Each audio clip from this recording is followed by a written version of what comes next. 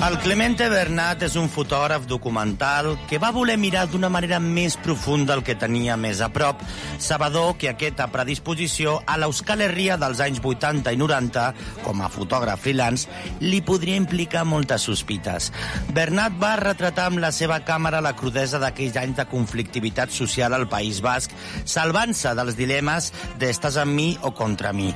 Ara, tots aquells anys els ha condensat en el seu nou llibre recopilatori Hemendik Gurbil, prop d'aquí. Un ambiciós i profund recorregut per un paisatge pretèrit entremesclat de dolor i por que va corcar la nostra societat. Aquest llibre és un repàs connex d'un temps molt dur a base principalment de fotografies, la gran majoria seves, i d'altres trobades a la redacció del ja clausurat diari Egin.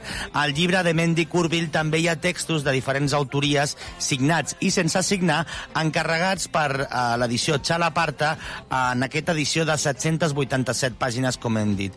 Com diu el Bernat, no cal promoure silencis en absolut per cap costat. Avui parlem amb el Clemente, l'autor d'aquest llibre de fotografia que recull aquests anys 80 i 90 a Euskadi. Clemente, bienvenido a Ran de Mar. Hola, buenas tardes, muchas gracias. Te agarramos de viaje, muchas gracias por dedicarnos unos minutillos.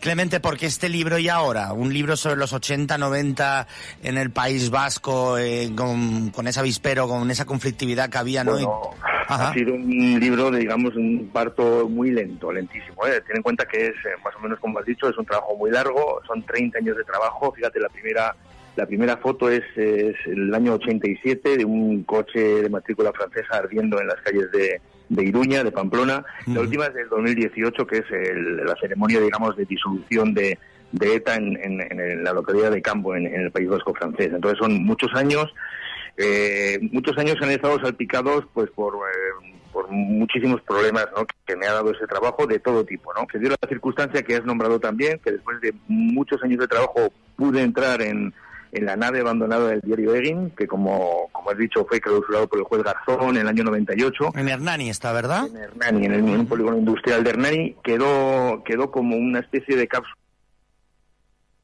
del tiempo abandonada, cerrada, en una especie de limbo judicial desde el año 98, estaba cerrada a cal y canto, pero bueno, alguien, yo creo que con intenciones pues de robar algún tipo de material o cobre o algo así, abrió un butrón, un agujero en la pared, tuvimos noticia de esto, entré y digamos que pues ante mí se abrió una especie de cápsula de tiempo, ¿no? O sea, perdona, aprovechaste que un butronero hizo un agujero en el edificio de la antigua redacción del diario Egin para que te colases tú y pudieras tener acceso a la redacción abandonada. Exactamente, a la redacción, a los talleres, a la rotativa, que estaba completamente intacta, ¿no? Salvo alguna inundación que debió haber habido, porque estaba todo como muy deteriorado en el suelo y tal, y luego pues el paso de algún ladrón que se habría llevado, yo creo que cobre o cosas de estas, ¿no?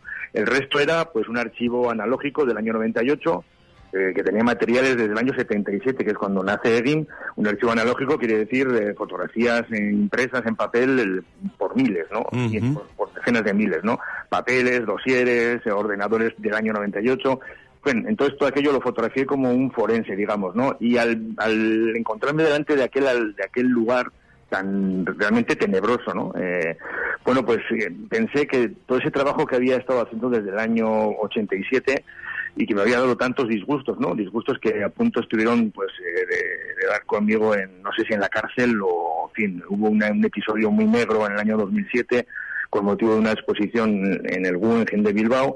Bueno, y a partir de aquello decidí de alguna forma abandonar el trabajo, pero al entrar en la nave de Egin, de alguna forma me animé de nuevo y vi que aquello tenía que salir, tenía que contarlo, tenía que verse y a partir de ahí se gestó, digamos, el libro del que estamos hablando ahora mismo. Perdona por nuestra curiosidad, pero somos periodistas. ¿Qué te ocurrió en el Guggenheim en el 2007, Clemente? Pues en el Guggenheim en el 2007 ocurrió que cuando mataron a Miguel Ángel Blanco, no sé si te acuerdas, en el año 97, lo secuestraron el 10 de julio, ahora va a ser uno de los aniversarios. ETA lo mató el 12 de julio, entonces, bueno, al principio quedó herido, lo encontraron el cuerpo del concejal de Ermua en Lasarte, que es un pueblo de Guipúzcoa, lo llevaron a San Sebastián al hospital, estaba vivo aún, pero con 2 balazos en la cabeza. Entonces, bueno, por decirlo brevemente, ¿no? Compareció un médico con las radiografías de su cabeza, para explicar a los periodistas que estábamos allí, bueno, pues que tenía 2 balas en la cabeza, que estaba vivo, pero que esas heridas eran incompatibles con la vida, ¿no? Yo fotografié aquella radiografía. Luego la quise incluir en un trabajo sobre el conflicto vasco en el Museo Guggenheim de Bilbao, en una exposición en el año 2007. Uh-huh. Pero bueno, pues la Asociación de Víctimas del Terrorismo, la Fundación Miguel Ángel Blanco, consideraron que no era correcto, me amenazaron con sus abogados y colocaba la foto. Finalmente no coloqué la foto, bueno, por atender un poco a esas razones, aunque, bueno, tampoco es que tuvieran mucha razón, ¿no? Porque no tenía realmente por qué pedirles permiso, pero bueno, no puse la foto, y a pesar de eso se desató una caza de brujas brutal, con manifestaciones delante del museo, con una proposición no de ley en el Parlamento Vasco impulsada por Santiago Abascal, ahora líder de Vox. O sea, toda una semana, 10 días, que aquello fue terrible, y de alguna forma me sumió en una especie de desánimo total, ¿no? En fin, yo no entendía las razones, yo creo que excedían a mi trabajo. Yo creo que yo estaba en medio de una batalla política entre la derecha española.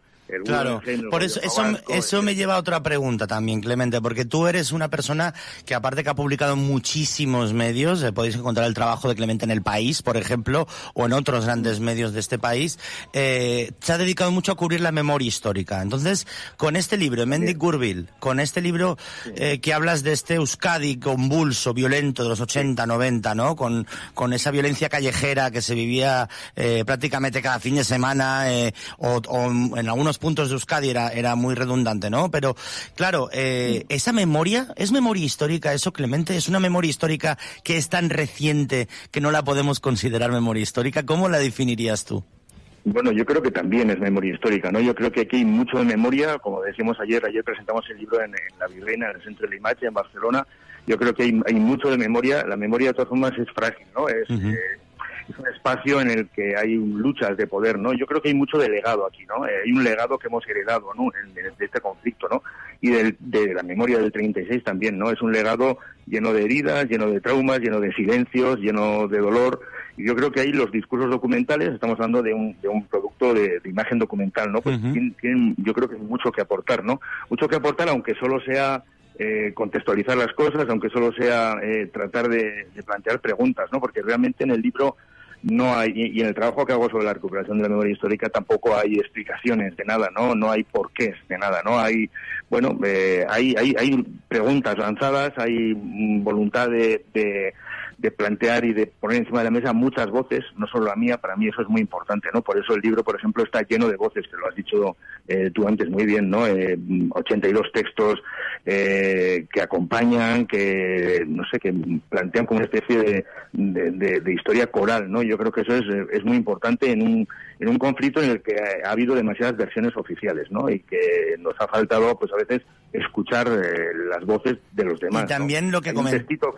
Dime, perdona, perdona, Clemente, continúa. No, que comentaba que hay un textito, uno de esos 82 textos que me gusta mucho, que se titula Daltonismo, ¿no? Y es un poco la incapacidad para ver esta riqueza de colores que había en este conflicto y en otros conflictos, ¿no?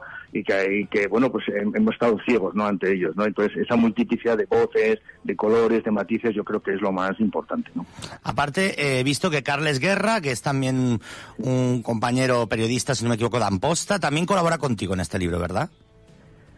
Carles colabora, bueno, Carles ayer me acompañó en la presentación del libro, y bueno, durante la presentación el director del Centro de la Imatge, La Virreina, pues anunció que se podrá ver como exposición a partir de octubre de 2024, y Carles lo que no es periodista, lo que es comisario, escritor, curador de arte. Lo que será el comisario de esta... Es el comisario de que será esta exposición. Fotografías, la verdad, muy impactantes, que a veces te preguntas, hostia, ¿cómo te dejaron estar ahí, no? Por ejemplo, tienes unas imágenes de violencia callejera donde prácticamente estás en medio de la movida. Claro, ¿cómo te ganabas un poco ahí? Eso bueno, pues yo creo que es algo habitual que lo hagamos o que lo hagan los periodistas cuando se desplazan a cualquier conflicto en cualquier país extranjero, ¿no? En cualquier guerra, ahora mismo en Ucrania. Yo ayer lo decía en la presentación, tú te vas a Ucrania, tienes que hablar con con el otro para que te dejen acceder aquí o allí. Y aquí pasa lo mismo. Lo que pasa es que cuando tú, en vez de estar en un frente de guerra en Ucrania y luego te vas al hotel y de alguna forma te desentiendes, entre comillas, o bueno, te limpias un poco de todo aquello y nadie sospecha de ti porque tienes un carné de prensa extranjera, pero aquí no, aquí tú, cuando pasa algo, pues tú te vas a tu casa. Entonces, en cuanto ocupas un lugar un poco difícil de ocupar, comienzas a ser sospechoso, ¿no? Y eso es lo que yo creo que es un poco lo que pasó en la fotografía del Guggenheim, en esa y en otras, y lo que despierta un poco esa extrañeza que despierta de cómo ha podido estar metido en esa nube de encapuchados que lanzaban cócteles Molotov a la policía o cualquier otra cosa, ¿no? Bueno, pues porque hay que negociar como en cualquier conflicto, y esas negociaciones, claro, las negociaciones ya dependen un poco de qué es lo que ves tú y qué es lo que te ven a ti. En mi caso, pues la negociación se trató de ocupar de tener presencia en ese lugar, de no ser agredido, digamos, de permitirme trabajar y no dar nada a cambio, ¿no? Sino simplemente conseguir que mi presencia allí estuviese garantizada, simplemente eso. Claro. Yo creo que la gente, cuando va por ahí, habrá miles de tipos de negociaciones, y a mí no me interesaba de alguna forma dar nada más que no fuera eso. Claro, Hemendik Gurbil, este libro del excelente fotógrafo Clemente Bernat, que ha recopilado un montón de años de trabajo de fotografía documental en Euskadi. La verdad, os recomendamos que entréis también en la web de Clemente, porque tiene trabajos muy interesantes en muchos lugares del mundo. En México, es muy extenso el trabajo de Clemente. Clemente, muchísimas gracias, mucha suerte con tu libro, Hemendik Gurbil, publicado por la editorial Chalaparta, en catalán. Ahí te voy a corregir. Me vas a corregir, no es Chalaparta, ¿va? Lo único que te voy a corregir es toda la tarde. No, se llama Alquibla la editorial. Alquibla, perdona. Es que había leído una referencia tuya. Muy buena, de Tafalla, de Navarra, pero... Vale. Es que había leído una referencia tuya en Chalaparta y dije, ahí va, pues a lo mejor... Posible, no, es Alquibla, con K. Clemente, buen viaje y mucha suerte con tu libro. Un abrazo. Venga, muchas gracias, un abrazo. Agur.